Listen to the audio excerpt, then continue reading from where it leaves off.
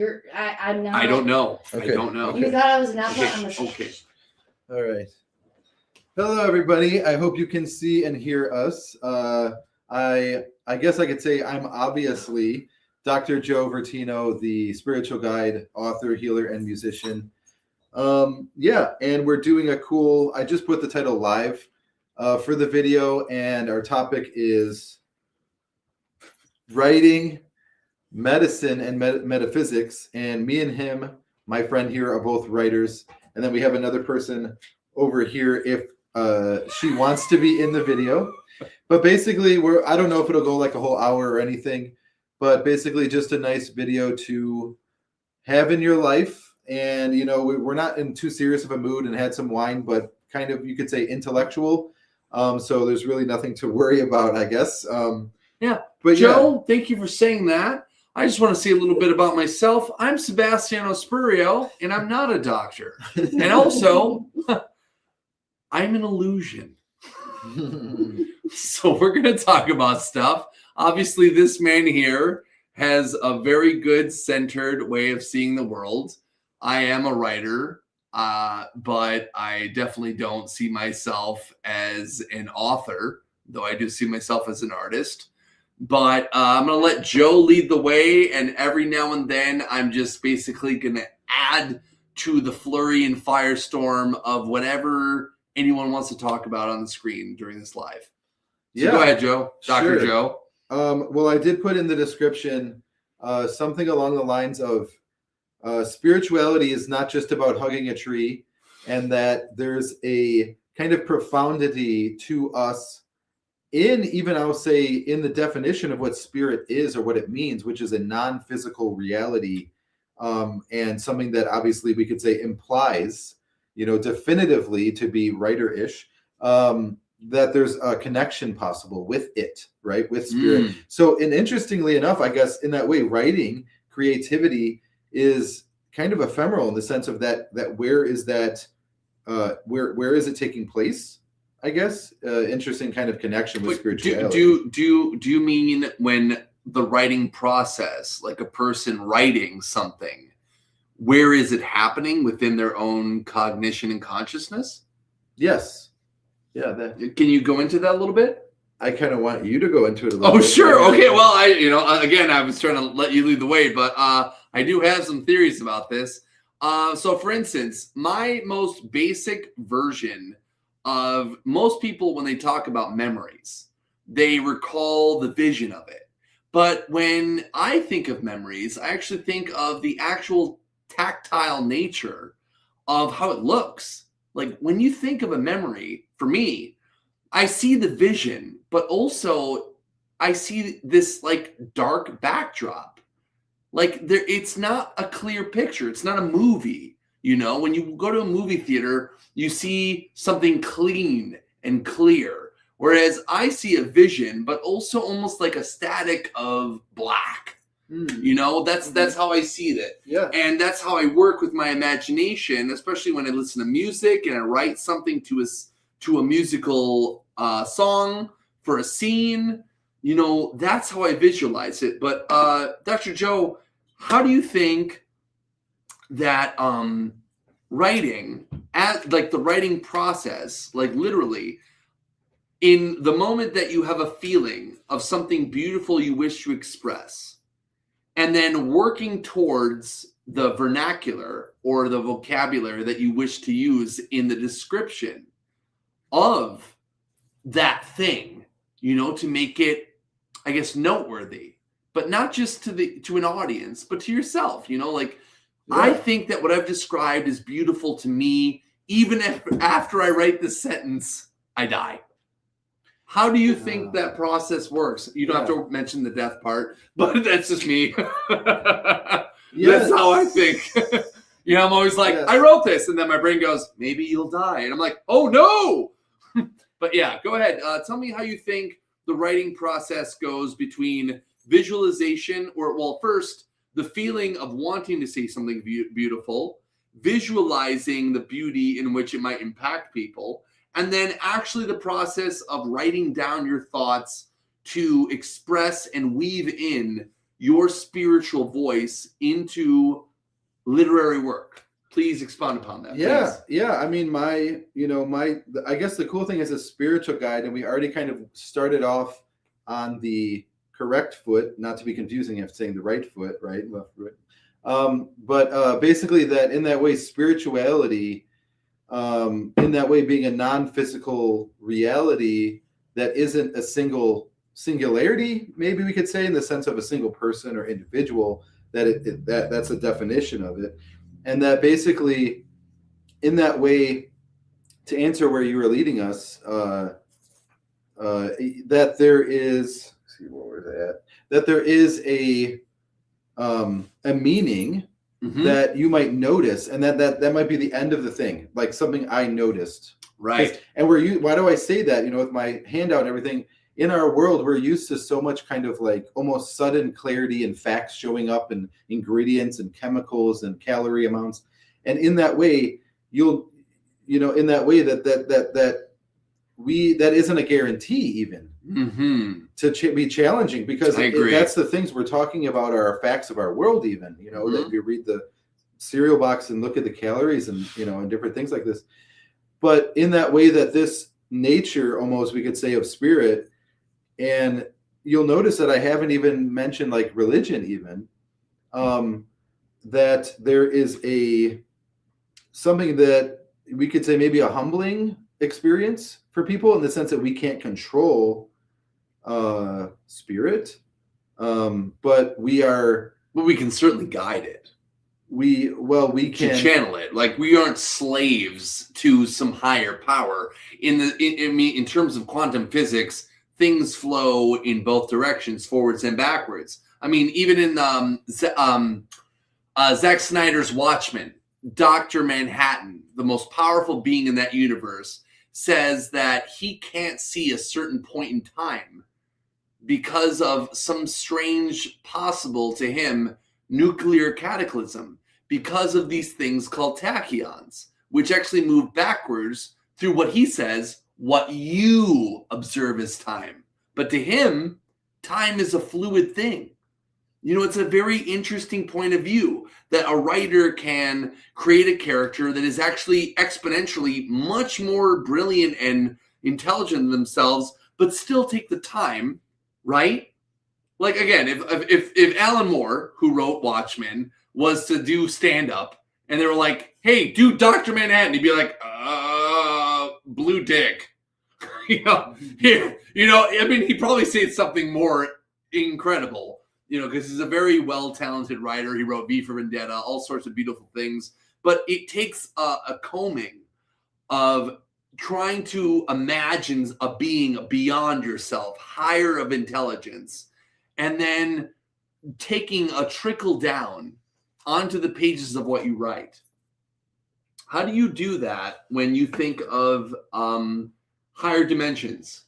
Or how do you help a person that has experienced psychedelic or spiritual experiences that are beyond their normal third dimensional comprehension of this world? Yeah. I mean, it's interesting because in that way that there's if you think about drug trips, right? And we're, in the context of this topic, to remind you, it's writing, medicine, and metaphysics. Yep. So we're kind of right in the the strike zone with this, I guess. Yeah. That, if you think about drug trips in that way, that what people, or professionally the shamans, right? If you know of shamanism, this modality of healing and kind of universal tapestry of a connectedness of everybody. And the point of shamanism is to get people to get that, to connect with that, to understand that. Self-actualization. Sure. Yeah. Yeah. Well, usually an ego death is at least probably going to occur for a healthy mind. They go through a dissolution of what they experience as reality. They get extended to a higher state that they barely comprehend and can even remember after they exit the trip, like with ayahuasca or bufo, which is extracted from a frog. It's dimethyltryptamine. But there's definitely, a process where the shaman is the bridge.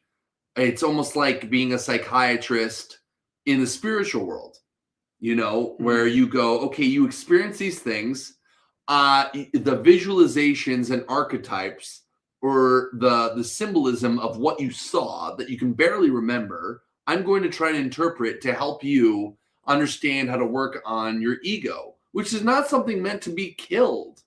Truly, you can go through ego death. I tried myself. I'm schizoaffective. It didn't work for me. And most people told me it would, and that's unfortunately the popular worldview of how psychedelics work. People say, oh, it'll always help you. And there's some people that get so hurt and injured that they're just tossed to the side in society, and they have no chance. They literally end up in group homes and institutions. But for people that you can reach, Dr. Joe, I think that when you're talking about trips, that you can definitely help people from what you've studied as a Reiki master, from what you understand logistically in the third dimension and the fourth dimension that we all exist in. That's just what we're in, right? And then, of course, what can be extrapolated and then explained, which is what I'm really hoping, and I have good faith in Dr. Joe, he's about to explain. So go ahead, Yeah, Dr. so Joe. in this way, my point of this one is basically that during drug trips, these shamans, what will happen is if the person's having a regressive experience, which is an innocent, kind of thing, even though, are kind of... Can I interrupt? No. Oh, sorry. No, I just wanted to say, is what is a regressive experience? Yeah, so we have positive and we have negative, and we have beneficial, evolutionary, moving forward, and we have going the other direction. Regressive is going the other direction. It's not quite driving your car in reverse. It's that your car's in park and then you're thinking it's in reverse. Okay. So then what the shamans will do is during these drug trips, if someone's having a bad trip, a bad experience, they will be reminding them of the thing that is germane, that's normal, that's formal, that they're used to, which will counteract the difficulty of the drug trip. So that's how I'm answering in the context of the 3D and the tuning in with what you really are already instead of anything else. Can I just... Sure. I'm an entity from... Can you come over here so we could see and hear you? No, it's I'm fine. just going to be a voice from the background. This is my sister. She doesn't want to go on screen, but she has a question. Go ahead. Okay. So actually, shaman do not do drugs. Actually. Well, some do partake. No, they don't actually, because they're so hypersensitive, because they work as a filter between the universe. Yeah. And they actually do not do ayahuasca, and they do not promote it. And they actually are vessels to help people with mental health, which is a common misconception. They will tell you to actually not touch psychedelics because they're trying to help people with mental health. Fun fact, I learned this about Peru actually just the other night when I was discussing the failure in which I tried to, even though it took a lot of courage and fear to even drink the ayahuasca cup. And I did it 6 times. And each time someone was saying, you might go to hell. And I was like, oh my God. But I had no choice in my mind. I was like, I need to drink this. I need to be brave to show God I deserve. For me, my idea of God was like, I need to show God I deserve and I'm willing to take the leap of faith.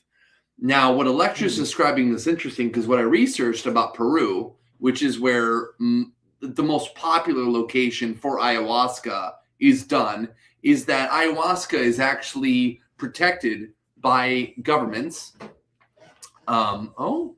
This is my sister Electra. Yeah, I didn't mean to absolutely interrupt. gorgeous. I was just trying to... It's fine. So in Peru, the government recognizes ayahuasca as a tradition. So it's not considered illegal, but there are certain conditions in which people can do it. Like they can't just toss a cup at you in the middle of the street. There's a certain, steps. But also what really helped me, and I'm an Aquarian, And I wouldn't consider myself fully spiritual in terms of like zodiacs and things like that. I consider myself a futurist and a potential transhumanist. You can look that up on your own. I'm not going to go into a tangent. But it's basically there are right now shamans in Peru that actually work with psychiatrists. So there's this bridge. If you know about the Age of Aquarius, it's about spirituality and science finally coming together, which is really important. You know, for instance, my own experience, if there was a psychiatrist at the shaman's house where I did ayahuasca and they talked to me and found out that I had markers for schizoaffective, which I do have, they would have said, this is not going to help you. There is no version of this that's going to help you because there are laws in the third dimension. And we have to work on this, you know? This is just my opinion. And also, you know, just based on the fact that if ayahuasca was the cure-all and it was discovered thousands of years ago, the conversation we would be having would be on like floating clouds and we'd be shooting lightning bolts out of our fingers. Can I just cut in? Really Sure. So, to summarize, I really am proud of Peru for the shamans that work with psychiatrists to help people that aren't good, as Joe said, or Dr. Joe said. Some people are just not meant to, entertain or try to reach or experience a psychedelic trip. You know, some people need guidance. And even if they have the guidance of a shaman, there are genetic markers that can, regardless of the person around you. And if you know what psychosis is, or you look it up, or you know people have gone through it, you know exactly what I'm talking about. And if Go ahead, your Electra. family suffers from mental health, which Sebastiano and I are brother and sister, and it plagues our family. Yeah. And I think that in the Western culture, for sure, it's a bunch of, you know, I'm sorry, but a bunch of people that are not as educated about how it works. And Ram Dass wrote books about how you do not do peyote unless you're walking through the desert and the plant comes into your path. That was actually the way that it happened. And so now in the Western culture, they acquire these chemicals and then the plants, and then they put you in a temple, which they did that with you. Yes. Yes, several times. Yeah, I even did San Pedro and all sorts of things. So I'm sorry to bring up a sensitive No, it's okay. topic. No, I want you to speak your truth. What happened was it actually sent Sebastiano, my brother, into like a well, can you explain what happened? I went through 6 months of psychosis, and I want to go back because I really do believe that from what Electra and our history, and do you mind if I talk about Mom for a second? I'm not gonna mention her mother's name, but I will just. Okay, well, it's up to you. We didn't say a last name. That's fine. It's the internet, you know. We just, you know. She died, so she's probably not going to give a shit if you try to, you know, message her Facebook and go, "Bitch, you're dead." Like, okay, all right. Which is, ironically enough, some of you may actually interpret what we're saying as. Her name was Deirdre Evelyn McCarthy, maiden name, and she died Deirdre Evelyn Cutter. Yes. If you must know. And our mother had schizophrenia, and I'm gonna get to you really quick. I'm just gonna summarize a quick concept about our mother. So our mother was undiagnosed, but it was very apparent that she was schizophrenic. Her family didn't really know what to do about her, and for us, her children who loved her, we did try to help her, but we were experiencing our own journey, and that was very difficult for us. And for people that like Dr. Joe counsels, they may not, or maybe they do because they don't know Dr. Joe's clientele, they may experience things that are similar to what me and Electra experienced and our mother experienced in more extreme state.